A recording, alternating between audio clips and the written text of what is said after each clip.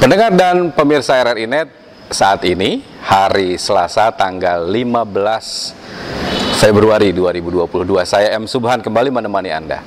Kali ini saya berada di Pendopo, Kabupaten Cirebon, di mana tempat tinggalnya Pak Bupati. Bukan hanya tempat tinggal, tapi beliau juga banyak menerima tamu, ada agenda juga di sini. Kita ngobrol-ngobrol lagi. Ini ada Pak Bupati Cirebon, Pak Haji Imron Rosyadi. Assalamualaikum, Pak Haji. Waalaikumsalam warahmatullahi wabarakatuh. Sehat ya, Pak ya? Alhamdulillah sehat. Kegiatannya apa nih pagi-pagi seperti ini, Pak? Saya kalau kegiatan itu biasanya tamu dulu. Pagi-pagi? Pagi biasa tamu. Kalau tidak ada kegiatan-kegiatan yang sudah diagendakan, biasanya tamu di sini. Oke, kita. baik. Tapi kabar baik ya Pak ya, sehat ya? Alhamdulillah Sehat. baik. Baik. Mohon izin juga Pak, Ya. kita tentu sepakat bahwa kita tetap menjaga protokol kesehatan. Ya. Jarak kita berdua juga cukup jauh ya Pak ya. Ya. Jadi kita melepas masker, pendengar dan pemirsa. Pak Bupati, mohon izin saya ingin menanyakan beberapa hal dan mungkin ini adalah kesempatan Bapak juga menyampaikan kepada rakyat Bapak terutama di Kabupaten Cirebon. Yang pertama tentu adalah kami ingin mengetahui Pak, sejauh mana vaksinasi yang terus digencarkan di Kabupaten Cirebon. Kita tahu bersama Omikron juga kabarnya makin mendekat Pak. Ya. Maka concern dari Kabupaten Cirebon dari Bapak seperti apa? Silakan Pak. Ya, jadi kami beserta pemerintah daerah dengan dinas-dinas dan juga TNI Polri, kami mengenjot vaksinasi di Kabupaten Cirebon. Untuk vaksinasi pertama alhamdulillah kita sudah selesai. Sekarang vaksinasi yang kedua. Ya. Vaksinasi yang kedua kita masih berjalan, dan vaksinasi untuk anak-anak, untuk orang tua kita berjalan. Jadi terus on the track lah Pak ya. Iya. Dosis ketiga gimana Pak? Apanya? Dosis ketiga gimana? Dosis ketiga ada sebagian yang sudah ketiga, saya sudah termasuk yang Oh, ketiga. sudah dapat. Oke. Pak, sejauh ini secara umum saja Pak, masyarakat kita kondisinya seperti apa Pak? Masih ada yang harus di rumah sakit karena Covid atau sudah mulai landai ini Cirebon? Kalau minggu-minggu sekarang memang ada naik ya. Oh gitu. Tadinya kita level 1, sekarang level 2. Di Rumah Sakit Arjayinangun itu ada 8 yang di ini yang menginap di sini.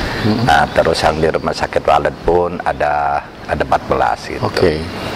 Kita harapkan mudah-mudahan mereka akan segera sehat kembali ya Pak ya. Insya Allah. Kalau anak-anak sekolah terdampak tidak Pak dengan level 2 ini? Anak-anak kita ada yang anak-anak kita belum ini ya, kita belum ada yang di ini di swab itu di ini pelaksanaan. Mudah-mudahan cuma ada yang dengar keluarganya yang kena, otomatis ini ke ininya. Jadi diperiksa ya. Diperiksa. Tapi kalau sekolah tetap PTM terbatas ya Pak? Ya, terbatas karena kita ini level 2, jadi kita dibatasi 50%. Oke. Pak, yang kedua ini Pak, ini sepertinya lagi rame juga nih di Kabupaten Cirebon soal 24 miliar dana desa, lebih tepatnya pajak dana desa ya Pak ya, yang kabarnya ini sudah masuk di kejaksaan. Sejauh ini kasusnya seperti apa dan komitmen Bapak sebagai pemimpin daerah di Kabupaten Cirebon seperti apa soal ini Pak? Ya, pertama saya mendengar dari best media, setelah itu ada laporan dari dinas desa melaporkan ke kami, memang ada beberapa desa yang oleh si pendamping desa ya, dia pendamping desa yang dia ingin memberikan pelayanan untuk membantu perpajakan. Nah, cuma diiming-imingi cashback gitu ya. Jadi ternyata banyak, bahkan sampai puluhan miliar katanya, 24 kalau tidak salah. Nah, ini sekarang lagi tangani, kata ya kita ya proses aja lah. Supaya ini kan sudah keterlaluan ya. Sudah dia uang rakyat terus oleh kepala desa. Tapi saya tadi ngobrol-ngobrol dengan Kuwu dari Kelangenan tadi.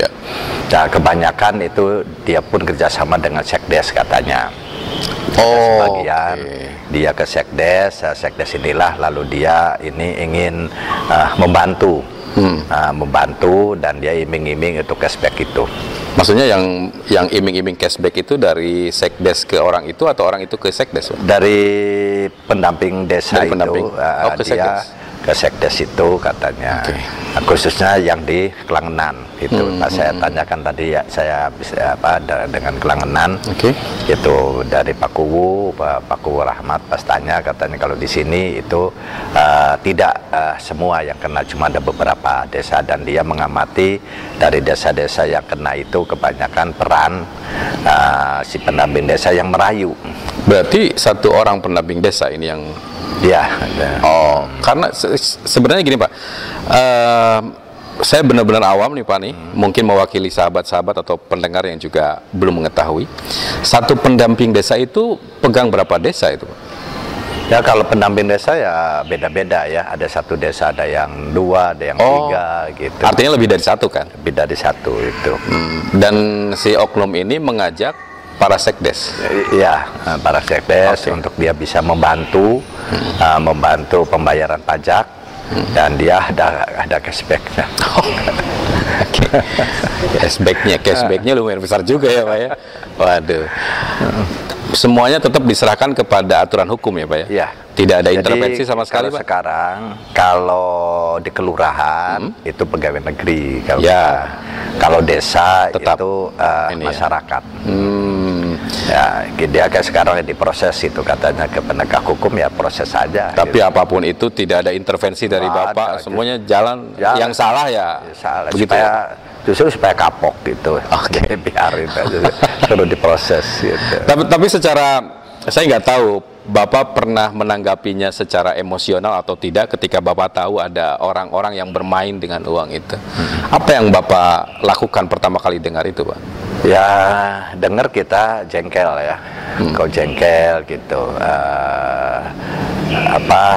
kesal. Kok ada tingkat itu orang yang untuk pendapatan PAD, kalau pajak kan nanti ada kembali ke kita lagi, kok ini dimanfaatkan. Situasi dia lagi gini juga kan, berarti dia kan sebelum COVID dan setelah lagi COVID, kan COVID udah 2 tahun lebihnya, dia 3 tahunan katanya. Mudah-mudahan ini yang terakhir ya Pak ya. Mudah-mudahan lah tidak terjadi di tempat lain dan jadi cambuk juga untuk para pendamping desa yang lain gitu ya Pak ya. Yang ketiga Pak, kami ingin mendengar dari Bapak mengenai, kita tahu bersama Pak, ketika Kuwu baru sudah terpilih, biasanya salah satu yang terjadi adalah ganti-ganti aparat nih Pak nih. Bapak seperti apa nih kalau soal ini Pak? Kalau sudah mulai ada yang terjadi Pak di beberapa desa? Ada, tapi tidak se-booming tahun kemarin. Kalau kemarin mah sampai ke ranah hukum. Dan itu semua juga Kuwunya kalah ya. Karena memang dalam aturan bahwa Kuwu yang jadi ini tidak boleh mengganti. Mengganti aparat yang sudah ada. Karena sekarang ini pembangunan difokuskan desa ini untuk membangun potensi desa untuk digali. Kalau cuma gonta-ganti itu kan tidak optimal. Apalagi nanti pengadministrasian uang negara ini harus dilaksanakan di pengadministrasian yang benar. Punten ini pegawai negeri saja yang sudah puluhan tahun, kadang-kadang pengadministrasian ini juga kan ada lengah, apalagi orang yang baru, terus SDM-nya juga terbatas, ini akan kerepotan. Maka dengan aturan itu bahwa para Kuwu itu tidak boleh untuk mengganti aparat desa, jalankan. Tetapi ada beberapa desa yang disiasati, karena Kuwu ini biasanya punya tim sukses yang diiming-imingi. Lalu orang yang aparat desa yang lama diiming-imingi untuk mundur, tapi dikasih pesangon. Ada beberapa desa yang melakukan itu. Itu jadi bentuk pendekatan dari Bapak gimana ke para? Ya kalau kami, kalau memang dia yang mundurkan diri, ya silakan kalau gitu. Karena aparat desa ini bisa diganti apabila umur sudah 60 tahunan, meninggal, Satu menjadi pegawai negeri TNI Polri, gitu, menjadi TNI Polri pegawai negeri, atau dia mengundurkan diri. Oke. Itu. Oke, itu mekanismenya ya, untuk bisa diganti begitu ya. Diganti ya. Baik Pak, ini mungkin yang terakhir Pak. Iya. Kita tahu bersama kita masih dalam masa pandemi. Saya tahu betul, mungkin semua kepala daerah juga merasakan itu. Begitu dihantam pandemi, kita refocusing semua tuh anggaran tuh. Yang tadinya Bapak pengen bikin ini nggak jadi, ini nggak jadi. 2022 saya yakin sudah ada mulai ini, ada titiknya nih, ada yang bisa dilakukan. Maka mungkin juga refocusing tetap jalan juga. Ya.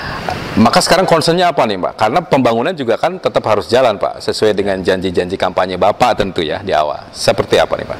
Ya, jadi memang kita ini setiap tahun kan mempunyai program dan dibahas dengan DPR. Tapi di perjalanan, karena ini ada COVID, maka diutamakan juga penanganan terhadap COVID dan berdampak juga terhadap anggaran yang ada. Karena ini memang perintah dari atas, kami melakukan itu, maka berdampak juga terhadap pembangunan, terhadap juga jalan atau kegiatan ekonomi yang lainnya gitu. Maka mudah-mudahan COVID cepat selesai, agar anggaran kita yang ada, kita fokus terhadap program yang telah diprogramkan dengan kita, dengan DPR, dan bisa terlaksana dengan baik. Oke. Apa sih Pak yang Bapak greget banget pengen segera terwujud sekarang apa nih Pak? Yang uangnya harus kepake sama COVID itu apa Pak? Ya, terutama kita kan ada itu di depan kantor kami, di sana ada Taman Pataraksa. Oh iya, Taman Pataraksa ini kemarin ternyata kena refocusing, otomatis belum selesai gitu. Jadi itu ya Pak ya, salah satu. Dan juga ada infrastruktur jalan yang lain kan, makanya di Cirebon ada tempat wisata Lobang Sewu. Lobang Sewu. Iya. Palimanan aman ya, Palimanan ya.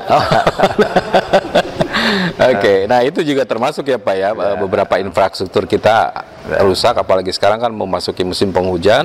Saya yakin Bapak tiap hari mendapatkan keluhan juga dari masyarakat ya Pak ya. Nah, kalau itu yang disampaikan masyarakat, apa yang Bapak ingin jawab nih Pak? Ya, kami jawab apa adanya memang gitu ya, kita karena ini anggaran kena refocusing gitu. Jadi ya anggaran kita diutamakan untuk kesehatan. Otomatis ya memang terus kami masih masyarakat juga ada yang ngerti, ada yang jengkel, ada yang kesel, tapi memang bukan di Cirebon aja, semua kabupaten melakukan itu gitu. Jadi ya kita masyarakat ya kita dihadapi dengan santai-santai aja. Yang marah ya biarin. Ya kita juga kan lagi kerja ya Pak ya. Kerja. Kita nggak tidur ya Pak ya. Untuk masyarakat Cirebon. Bapak, terima kasih waktunya Pak. Oh ya, sama-sama. Terima kasih sekali. Saya tahu kegiatan Bapak hari ini sibuk, tapi terima kasih menyempatkan waktu untuk RRI Pak. Iya. Sukses selalu Pak, sehat selalu dan tetap membawa masyarakat Kabupaten Cirebon jauh lebih baik di masa mendatang. Amin. Dan baik pendengar serta pemirsa, ini adalah akhir dari obrolan saya dengan Pak Bupati. Tidak lama memang, tapi saya yakin 4 pertanyaan ini sudah terjawab oleh Bapak Bupati, sehingga masyarakat Kabupaten Cirebon tahu bahwa bupatinya bekerja baik. Terima kasih, saya M. Subhan undur diri. Selamat pagi.